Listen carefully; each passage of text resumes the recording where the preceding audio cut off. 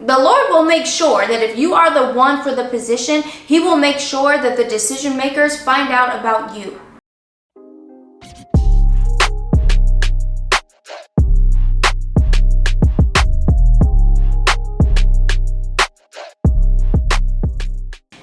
Welcome back to my channel, or welcome if you're new. Today we are doing another Bible Nugget video, and I'm real excited about today. I'm very excited about today. So once again, Bible Nuggets are just my revelation that I have gotten of the Word as I sit with Holy Spirit. They are not meant to lead anyone astray. They are not meant to replace your own reading of the Word. Please take what I say back to the Lord. Test the Spirit. Y'all know the deal, okay? Okay. The Lord has been talking to me a lot lately about a sitting down and a rising up and a switching of positions. And I believe that there are a lot of us in the body that are about to find ourselves in new positions, okay? The Lord is about to put us in place. So He's been talking to me about that for a little bit, and then also at the same time, oddly enough, He kept putting David into my mind and onto my heart. And I was like, I'm not reading Samuel, I'm not reading Kings, I'm not reading Chronicles. Like, why am I thinking about David? This don't make no sense. And then I was like, oh, are we finna do a Bible Nugget on David? Holy Spirit said, So, we are doing a Bible Nugget on King David today, and the story of David is, there's a lot in there, okay, but we are going to cover the beginning of David, his origin story, if you will. And do not be shy. Go ahead and like, go ahead and subscribe, go ahead and leave a comment, because just like T-Pain said, talk to me. I talk back, okay? I'm trying to talk to y'all. I'm trying to interact. We're going to be in 1 Samuel chapter 16 and a little bit of chapter 17. It is a fairly good amount of scripture, so I might skip around a little bit, but I'm going to give y'all a little bit of context. Please go and read the entire text for yourself, okay? But just to make sure that we can get through everything, I might, skip a few verses here and there. To set us up, all right, Saul was actually chosen as king before David. So David was not, the king straight from jump. Saul was actually the king, and he was chosen by God, he was anointed by God, and he was put in position by God.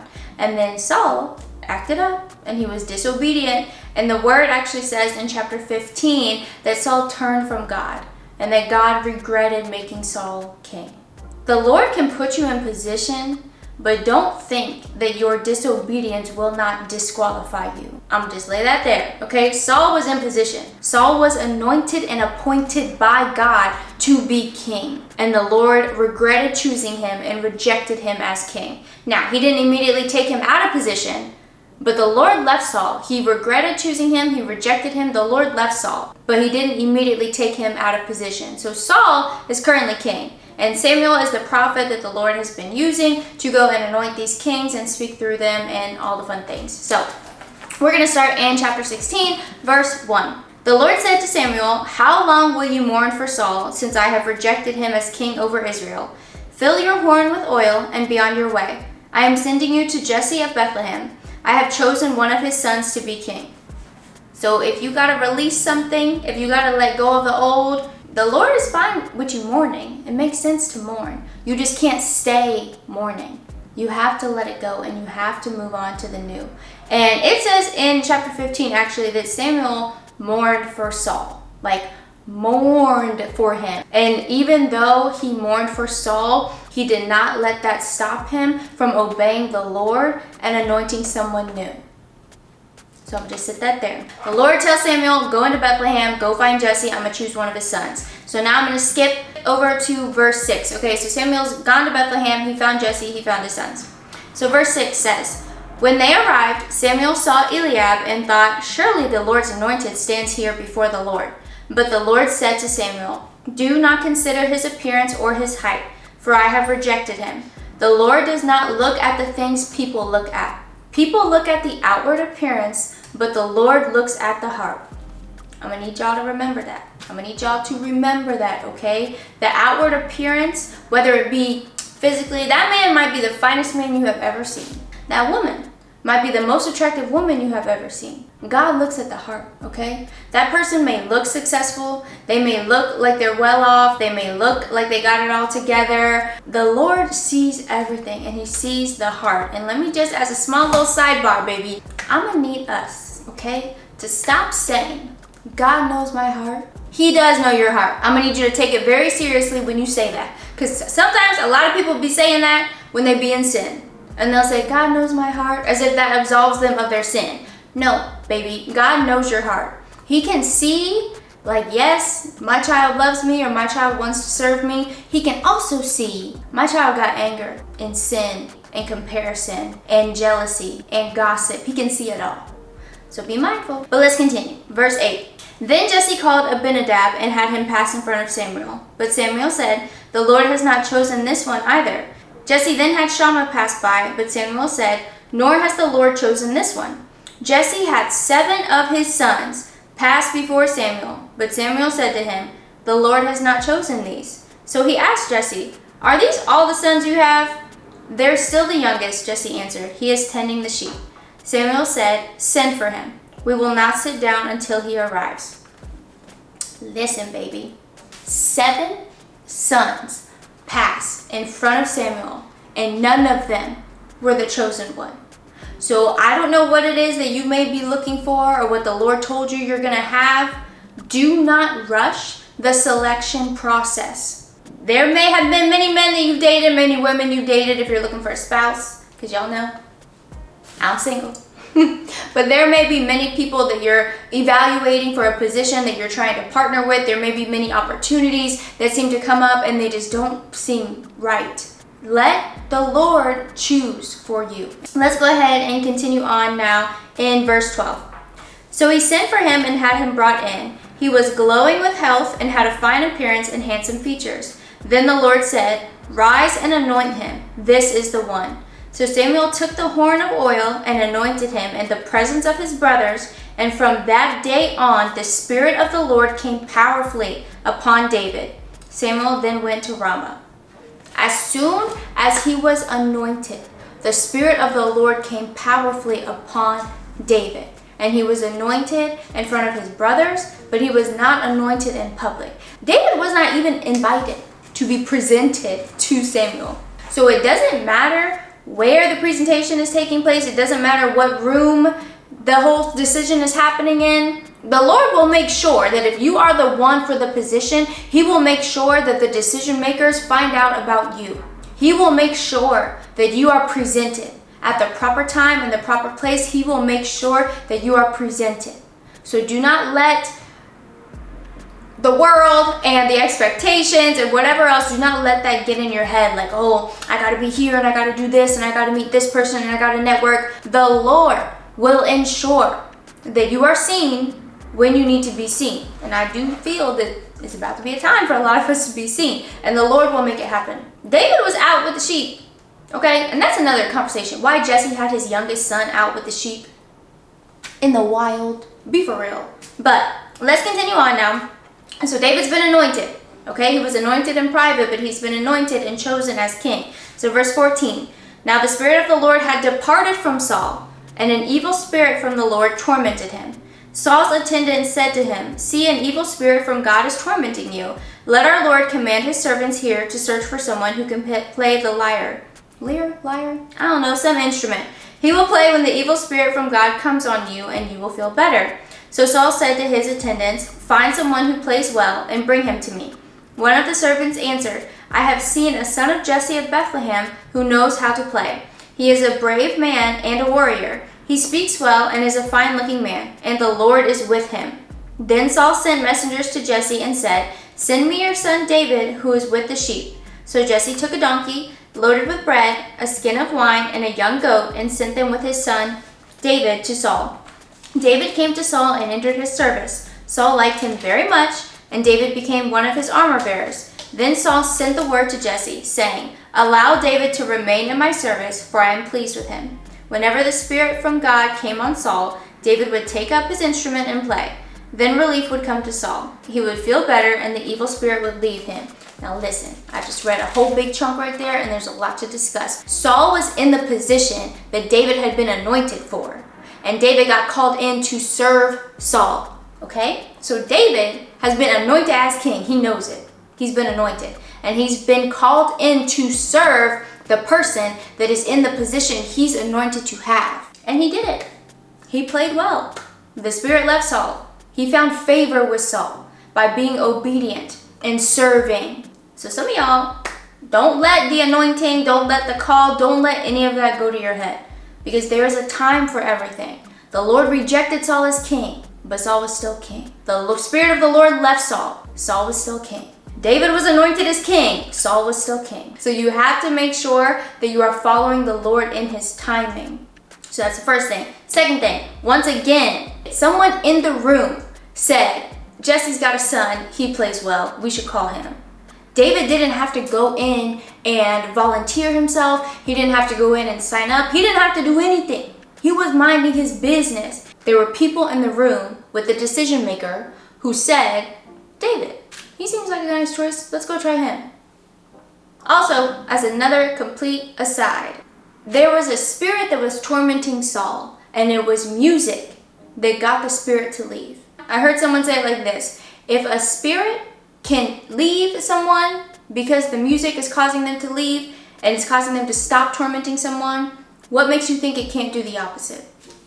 So y'all be careful with the music you listen to and what you let in through the gates that are your ears, okay? So that's all of chapter 16, okay? So David's been anointed. He's not king yet. My camera shut off after chapter 16, so we're just gonna get right on into chapter 17, okay? So chapter 17 is the infamous story of David and Goliath. And according to my study Bible, Goliath, the giant, was around 9 feet, 9 inches, okay? So he's pretty tall. His armor weighed 125 pounds. So his armor was the weight of an entire human being. The spear that he had, the tip of his spear, weighed 15 pounds. Which doesn't seem like a lot, but I want you to take a 15-pound kettlebell and tie it to a pole and try and swing it around. See how well that works. So, Goliath was very intimidating, okay? The Israelites, the army of Israel, was fighting the Philistines. Goliath was a Philistine. He was coming out every day, taunting them and saying, if y'all can defeat me, we will serve you. If not, we're gonna take y'all. And it's just going on and on for 40 days. So we're going to jump down in chapter 17 to verse 17. Now Jesse said to his son David, take this ephah of roasted grain and these 10 loaves of bread for your brothers and hurry to their camp. Take along these 10 cheeses to the commander of their unit. See how your brothers are and bring back some assurance from them. They are with Saul and all the men of Israel in the valley of Elah fighting against the Philistines. Early in the morning, David left the flock in the care of a shepherd, loaded up, and set out as Jesse had directed. He reached the camp as the army was going out to its battle positions, shouting the war cry. So David has been anointed king, still is under submission to his father.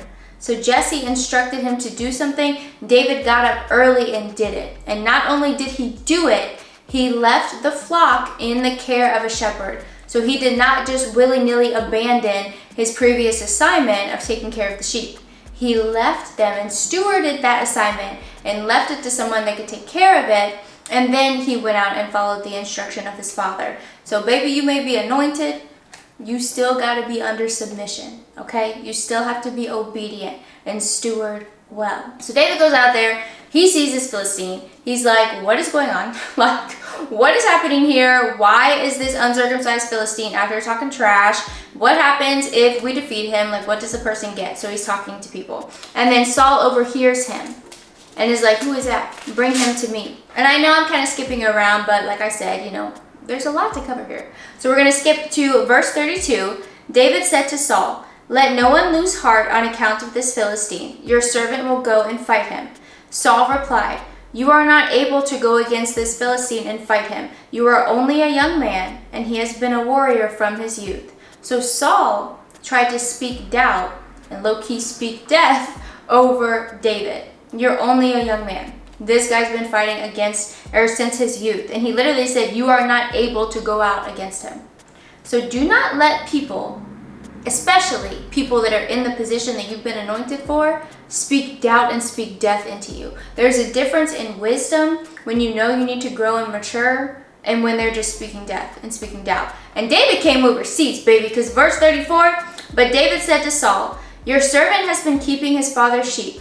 When a lion or bear came and carried off a sheep from the flock, I went after it, struck it, and rescued the sheep from its mouth. When it turned on me, I seized it by its hair, struck it, and killed it. Your servant has killed both the lion and the bear. This uncircumcised Philistine will be like one of them, because he has defied the armies of the living God. The Lord who rescued me from the paw of the lion and the paw of the bear will rescue me from the hand of this Philistine." Saul said to David, "Go and the Lord be with you." So listen, David could have come out swinging on day one and said, "These are my credentials. This is what I've done. I'm going to go and do this." And he didn't. It wasn't until Saul tried to shade him a little bit that he was like, no. You don't know where I've been, baby. You don't know what I've been doing in the dark. You don't know what the Lord has had me doing out in the field with the sheep.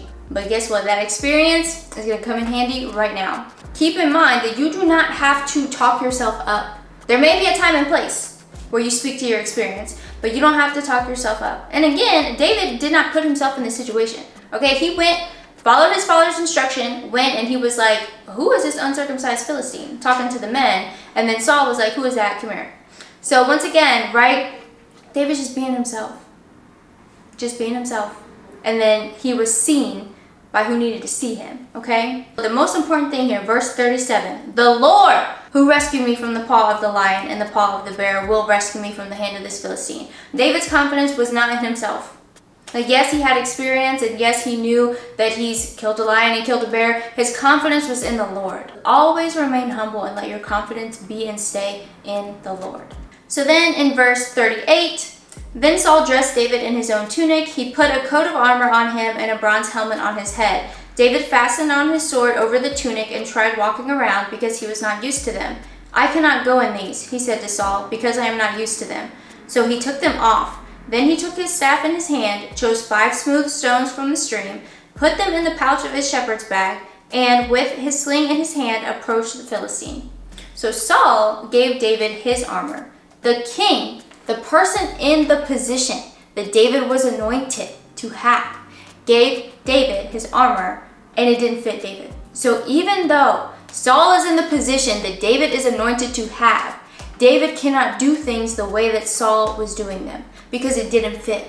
It wasn't right. So you have to do things the way that the Lord is calling you to do them. When he places you in position, follow his instruction and what he has called you to do.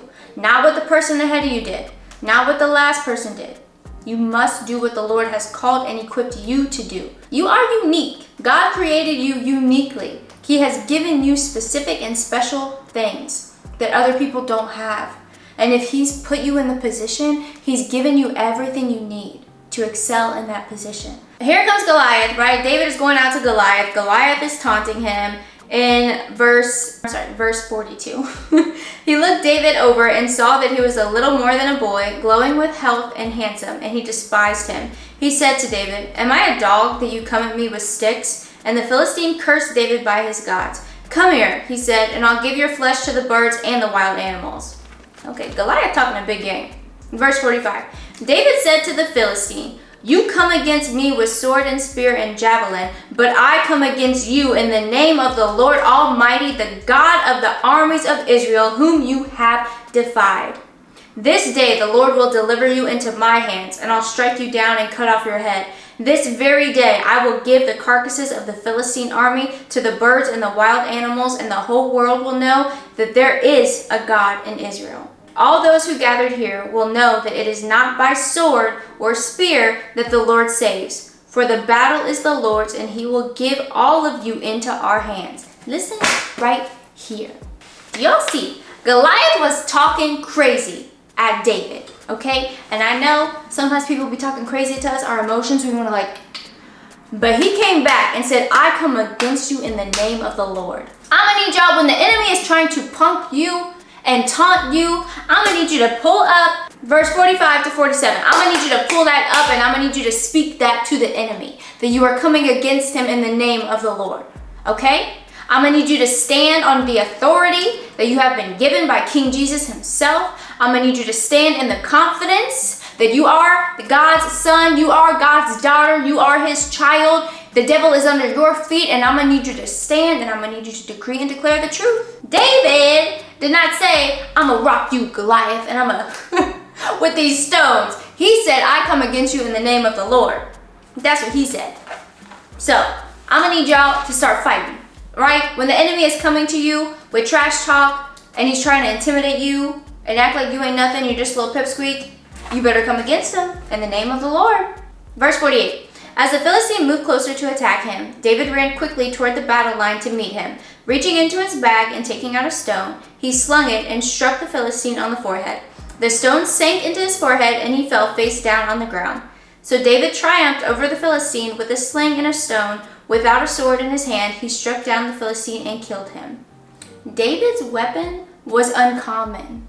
All the other men of war, they had armor, they had swords, they had spears. David had a slingshot. His weapon was uncommon.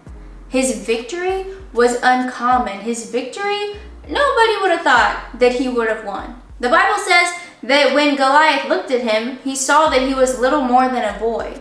David was young in these streets, but he still triumphed. His weapon was not what you would expect, but he still triumphed. Go with what the Lord has called you to go with. Use what he has equipped you with. Be confident in the Lord. Be confident in yourself that he's called you, but if you can't get there, be confident in the Lord. And remember, he has called you, he has equipped you. You won't be all right. So then verse 51, David ran and stood over him. He took hold of the Philistine's sword and drew it from the sheath. After he killed him, he cut off his head with the sword.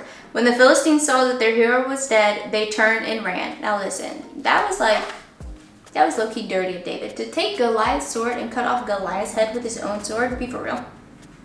That was a little extra. And so I know what you would expect, right? David defeated Goliath.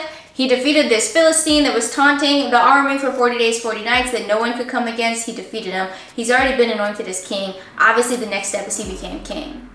That is not true. That is not what happened. Saul was like, I see what you did out there. Go ahead, come join the ranks, okay? And David rose in ranks, okay? He went on. There's so much that happened with David before he became king. Saul tried to kill David. Saul was very threatened by David because he saw that the Lord was with him. And Saul knew he had jacked up. He was there when he messed up. Samuel told Saul, the Lord rejects you as king. So Saul already knew this whole time. He already knew that he's been rejected as king. But he's still in the position of king. Okay? So when David started rising up and David had favor of the Lord, so David was successful in all that he did. That's a paraphrase. That is a verse, but it's a paraphrase. I'll put it on the screen. But Saul was threatened by David. He tried to kill David. If y'all ever read the Psalms, when there's a psalm that's talking about someone going through, all the way through, and they're just crying out to God, 9 times out of 10, it was David, baby. He was on the run. Saul was trying to kill him. Like, David is known as what? A man after God's own heart. He is known as a victor, a champion defeating Goliath. He is known as these great, great, great things. He's known as king. But David also had a little hiccup with Bathsheba. David was supposed to go to war and decided, you know what? I'm not going to go. So he was disobedient and not going to do the assignment he was called to do. And then he got caught up with Bathsheba and impregnated her and was like, oh dang, adultery, now she got a baby. Then he went and murdered her husband to cover up the fact that he done messed up. So he did that by doing a bigger mess up. And then I'm 99% sure that the Lord was like, skirt. And David lost that child. He went through it, okay? David was not perfect by any means, but he was still a man after God's own heart. And that's what he is known for. He's known for other things, okay? But he is known as being a man after God's own heart. A man who defeated Goliath, who defeated the giant. So yes, you may be called, you may be anointed and appointed, baby. It may not be time to take position. You may still need to serve like he did. And when you get in position, there's still assignments and things that you need to do. And David had a moment of disobedience with Bathsheba and all the other things, okay? And he had consequences from it. But he's still known as a man after God's own heart. God didn't turn his back on David because David didn't turn his back on God. When you think of David, is the first thing you think of Bathsheba and what went on? Or is it David and Goliath? So that's a little encouragement. If you've been in a position that the Lord placed you in and you didn't steward it well, repent. Stay in alignment with God. Turn back to him. Seek his face and what he would have you do. So like I said at the beginning of the video, I do feel very strongly in my spirit, based on what the Lord has said, that there will be a rising and a sitting down. There will be a switching of positions, okay? So if you are one that is being sat down like Saul, seek the Lord. If you are one that is being risen up like David, seek the Lord. okay? David still had to serve. He still had to obey his father and instruction. He still had to tend to the sheep, all while being anointed and knowing that he would be king. He still had to serve in the army under Saul, even after he defeated Goliath. So that big victory with Goliath didn't lead him right into the palace. So even if you've been anointed or appointed, there's still a process for you to get in position. Do not rush your process. But thank you guys so much for watching today's video on King David. Let me know what you think down in the comments. Be sure to like and subscribe, and I will see you guys in my next video. Bye!